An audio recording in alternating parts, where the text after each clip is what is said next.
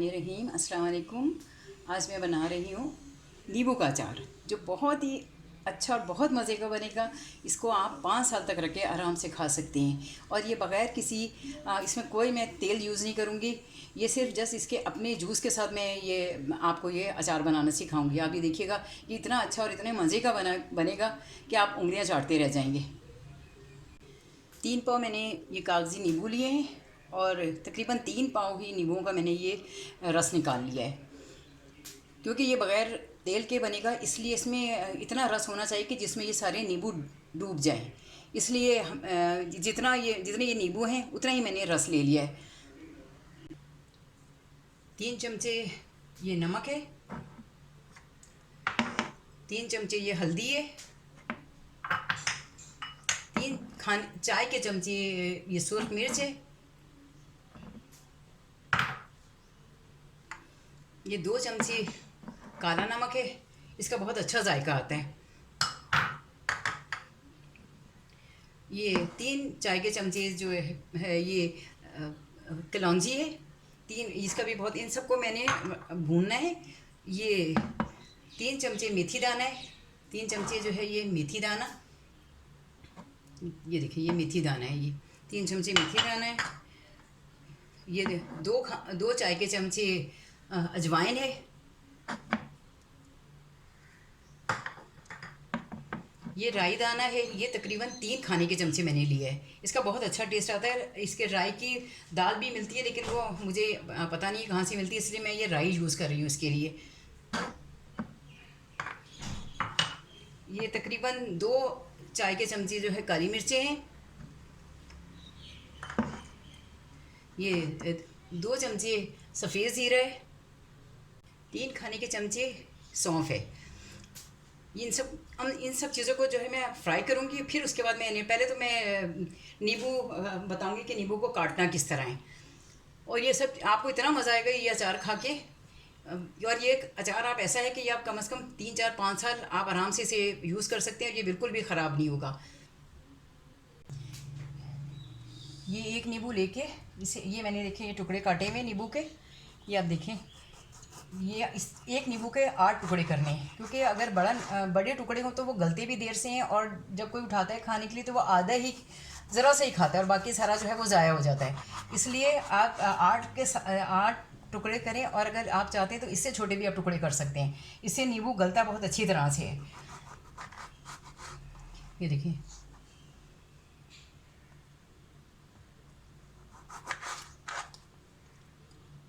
इस तरह सारे नींबू को जो है बारी बारी करके 8 टुकड़ों में काट लें।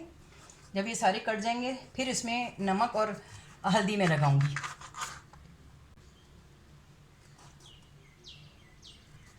और छुरी को ना तेज़ होना चाहिए, नहीं तो इसका सारा रस निकलना शुरू हो जाएगा। और बहुत ध्यान से और एहतियात से कि आपकी अपनी उंगली भी ना कटे।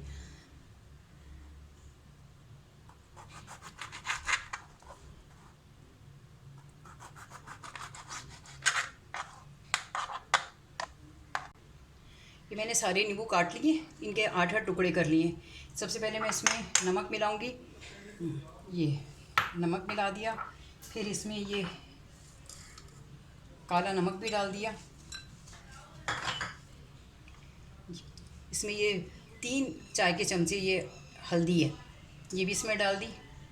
और ये 3 चाय के चमचे सुर्ख मिर्चें, जो बहुत अच्छा और बहुत मज़े का और तीखा अचार बनेगा। अगर आप चाहें तो आप इसमें हरी मिर्ची भी डाल सकते हैं। हरी मिर्चियाँ, अदरक, जो आपको अवेलेबल है वो चीज़ें इसमें डाल सकते हैं, क्योंकि ये अचार बहुत अच्छा बनेगा। इसको तो ये अचार कम से कम 10 दिन में तकरीबन रेडी होगा। लेकिन आप हरी मिर्ची अगर आप इसमें डालें तो वो जल्दी रेडी हो जाती हैं और जल्दी खाने के लिए वो तैयार हो जाती हैं। और ये इतना अच्छा, इतना मज़े का अचार बनेगा कि जब आप इस्तेमाल करेंगे तो आपको बहुत मज़ा आएगा। आप इसे दाल के साथ फ्राई करूँगी।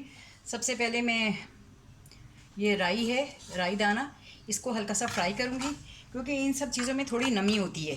इनको जलाना नहीं है ना भूनना है, सिर्फ जस्ट आपने इसे थोड़ा सा गर्म करना है कि इसके अंदर जो नमी है ना वो ख़त्म हो जाए।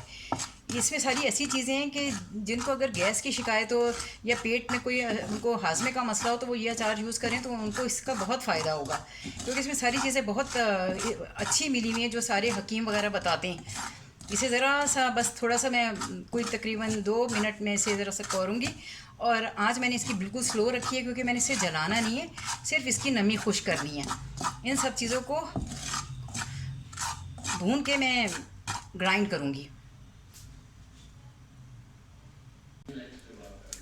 मेरी राई फ्राई हो गई थी। अब ये मैं ज़रा सा ये 3 खाने के चमचे सौंफ है, इसको भी मैं हल्का सा भूनूंगी।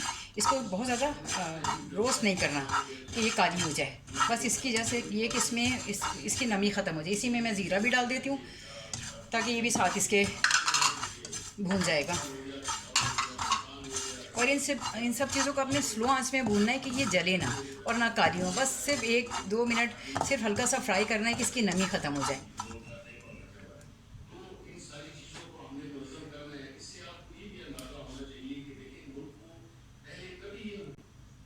अब ये मेथी दाना में डालूंगी। ये मैंने 2 चाय के चम्मच मेथी दाना लिया था, जिसे पंजाबी में मेथरे कहते हैं। इसको भी बस ज़रा जस्ट थोड़ा सा ही भूनना है कि ज़रा इसकी भी नमी ख़त्म हो जाए।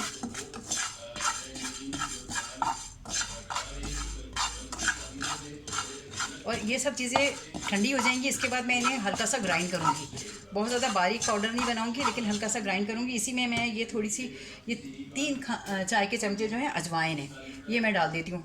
ये भी हाजमे के लिए बहुत अच्छी है। जब आप ये चीज़ें नींबू में डालेंगे तो वो और ज़्यादा हाजिम हो जाएगा। और अगर आपको कोई पेट का मसला है तो आप ये अचार खाएंगे तो आपको पता चलेगा कि इससे आपको कितना फ़ायदा हुआ है। और ये बहुत अरसे तक आप रख के आराम से यूज़ कर सकते हैं, ख़राब हो। बस अगर आप एहतियात करेंगे कि आप उसमें झूठा चमचा ना डालें, उसका जो जिस भी मर्तबान में ये हो उसको आपने साफ़ रखना है। जब भी निकालें उसके आसपास ना हो, क्योंकि वो जो साइडों पे लगी रह जाती है ना, क्योंकि वो उसके रस के ऊपर होंगी, इसलिए उसमें फफूंदी लग जाएगी। ये देखिए, ये भी अच्छे से ज़रा कौर ली मैंने।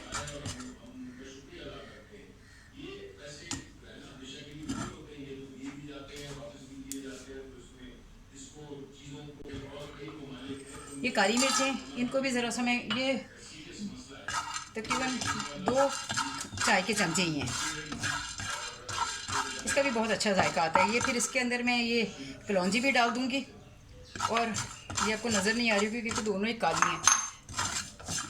और ये मैंने फ्राई पैन इसीलिए रखा हुआ है कि इसमें मैं चीज़ें भूनती हूँ, नहीं तो आप नॉन स्टिक के दूसरे फ्राई पैन में चीज़ें यूज़ करें तो वो ख़राब हो जाता है, उसका नॉन स्टिक सारा ख़त्म हो जाता है। इसलिए ये मेरा एक फ्राई पैन बेकार हो गया था, तो इसे मैंने इस चीज़ें भूनने के लिए रख लिया। इन सब चीज़ों को भूनने का मकसद ये है कि इसकी नमी ख़त्म हो जाए। चूल्हा मैंने बंद कर दिया और क्योंकि इसकी आंच तेज़ हो गई है वैसे ही, तो ये भी भून गया। इसे भी मैं निकाल लूँगी। जब ये ठंडा हो जाएगा तो मैं इसे पीसूँगी।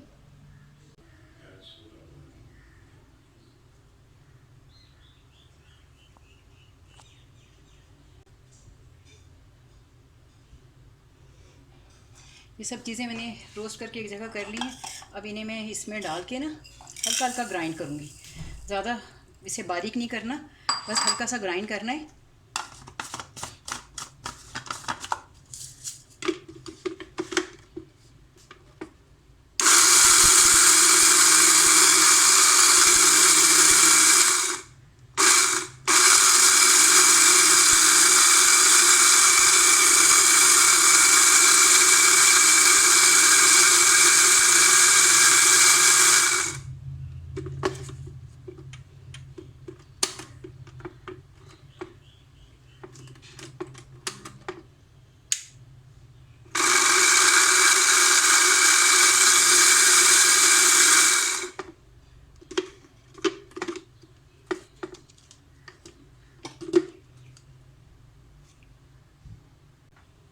ये देखिए, सारी चीज़ें ग्राइंड हो गई हैं। ये ना बहुत बारीक है ना बहुत मोटी हैं, बस ऐसे ही कि ये ज़रा जब मुंह में भी आएंगी तो बहुत अच्छी और बहुत मज़े की लगेंगी। इसमें मैंने नमक, हल्दी, काला नमक और सुर्ख मिर्च लगा के इसको मैंने रख दिया था। अब मैं इसमें ये तकरीबन सारा ही मसाला डाल दूँगी, तो इसका बहुत अच्छा टेस्ट आएगा।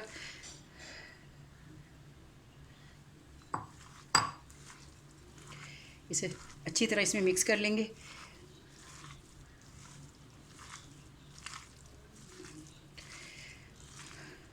अब किसी भी जार में, शीशे का हो या प्लास्टिक का हो, लेकिन उसको आपने गर्म पानी से अपने धो के उसे खुश कर लेना है, गीले में नहीं डालना। और वो बिल्कुल साफ़ सुथरा होना चाहिए उसमें, ताकि कोई इसमें फफूंदी लगने के चांसेस ना हो। ये तकरीबन इस अचार को मैं 10 दिन रखूँगी। 10 दिन बाद ये तैयार होगा, फिर मैं आपको बताऊँगी कि ये कैसे बना। आप इसमें चाहें तो चीनी भी डाल सकते हैं। जब ये रेडी हो जाए तो आप इसमें चीनी भी यूज़ कर सकते हैं कि वो मीठा अचार बन जाएगा। अभी मैं आपको बताती हूँ कि इसे मैं कैसे जार में डाल के और इसको तैयार करूँगी। ये आप शीशे का एक जार है, आप चाहे शीशे का ले लें, चाहे प्लास्टिक का ले लें, चाहे तो मिट्टी की हंडिया ले लें। मेरे पास तो ये अवेलेबल था और इसके किनारे इतने शार्प हैं, इस पर मैंने टेप लगाई हुई है कि मेरे हाथ ना कटें। इसको आप इसमें आपने ये नींबू को अच्छी तरह भरना है, यानी इसमें स्पेस नहीं छोड़नी।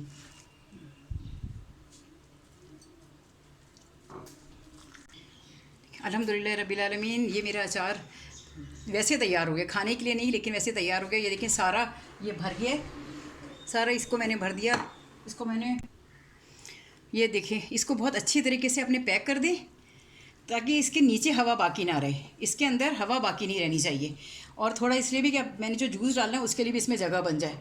इसको जूस ऐसा होना चाहिए कि ये बिल्कुल ऊपर तक जूस आए इसका ना। बिस्मिल्लाहिर्रहमानिर्रहीम।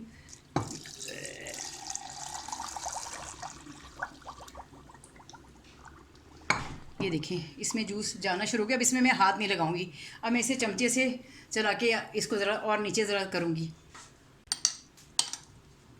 इसे ये देखें, इस चमचे से भी आप इसे अच्छी तरह दबा दें। मैंने जूस डाला, फिर भी अच्छा खासा मैंने जूस डाला, लेकिन वो सारा आहिस्ता आहिस्ता करके नीचे जा रहा है और ऊपर जगह बाकी बच रही है।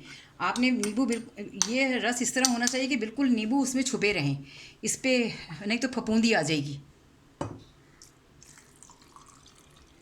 ये देखिए ये मैंने सारा भर दिया और ये कम से कम 10 दिन इसको लगेंगे तैयार होने में, लेकिन ये बिल्कुल तैयार हो गया है, वैसे तैयार हो गया है। अल्हम्दुलिल्लाह रब्बिल आलमीन, अल्हम्दुलिल्लाह रब्बिल आलमीन। ये मैंने पहली दफ़ा ज़िंदगी में बनाया और इंशाल्लाह ताला बहुत अच्छा बनेगा इंशाल्लाह ताला। इसे आप फिर अच्छे से आप किसी ढक्कन से छुपा के आप इसे रख दें और आपने इसे लगातार रोज़ाना धूप में रखना है, तेज़ धूप में रखना है। और इसमें बार बार आपने हाथ नहीं लगाना, लेकिन ये कि कोई अच्छा साफ़ चमचा लेके इसको ऊपर नीचे करते जाइएगा। तो आप ये देखेंगे कि बहुत अच्छा और बहुत ज़ूर हज़म किस्म का ये आपको अचार मिलेगा। इसमें आप जब ये तैयार हो जाए तो आप इसमें चीनी भी डाल सकते हैं, गुड़ भी डाल सकते हैं। अगर किसी को बहुत ज़्यादा खट्टा पसंद ना हो तो आप इसमें चीनी ही मिक्स कर दें, आधा थोड़ा सा वो बना लें और थोड़ा चीनी वाला। और इसमें आप मिर्चें भी डाल सकते हैं, अदरक भी डाल सकते हैं। मेरी तरफ से ये अचार बिल्कुल तैयार हो गया है। अगर ज़िंदगी रही और 10 दिन बाद तो मैं हो सकता है आपको दिखाऊंगी किस तरह का तैयार हुआ है। अल्हम्दुलिल्लाह रब्बिल आलमीन, आज 20 दिन के बाद ये मेरा नींबू का अचार तैयार हो गया है। बहुत ही मज़ेदार और बहुत ही ज़ायकेदार बना है ये। इसमें मैंने ज़रा भी तेल यूज़ नहीं किया, ये अपने नींबू के रस में ही बनाए। एक बात मैं जो उसमें बतानी भूल गई थी कि जब आप नींबू जो दूसरे इसमें जो एक तो मैंने रस निकाल लिया था, उसको मैंने छान लिया था ताकि बीज ना हो, लेकिन ये जो साबित नींबू है इसके भी आपने कोशिश करनी है कि इसके बीज निकाल लें। ये देखें, ये अल्हम्दुलिल्लाह रब्बिल आलमीन, ये बिल्कुल इसका ये छिलका ऊपर से गल गया है। इसे मैंने हर रोज़ उठा के उसमें धूप में रखा था, तकरीबन 1-2 घंटे के लिए रोज़ रखती थी, क्योंकि मेरा अचार ज़्यादा था इसलिए ज़रा देर में ये रेडी हुआ है। 20 से 25 दिन लगे इसे गलने में, लेकिन ये इतना टेस्टी है अल्हम्दुलिल्लाह रब्बिल आलमीन। जब आप इसे खाएंगे आपको बहुत ही मज़ा आएगा। अगर आपको मेरा ये अचार अच्छा लगे तो ज़रूर उसे लाइक करें और अपनी दुआ में मुझे याद रखें। ज़िंदगी रही तो इंशाअल्लाह ताला फिर किसी और रेसिपी आपसे मुलाकात होगी।